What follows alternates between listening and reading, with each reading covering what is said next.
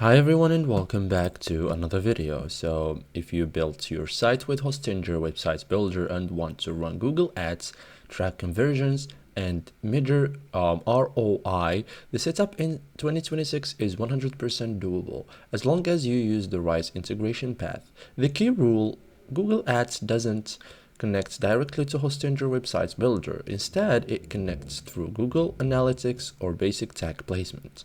Most people fail because they try to paste Google Ads tags like they are on WordPress, so we will not do that. In this guide, I will show you how to connect Hostinger Website Builder to Google Ads in 2026 like a pro.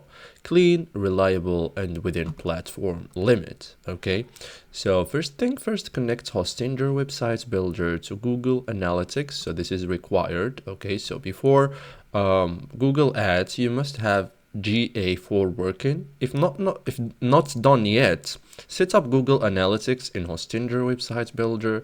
Confirm it works using real-time reports. Google Ads conversion tracking depends on GA4. Okay, so link Google Ads to Google Analytics. So log into Google Ads. You have to have an account.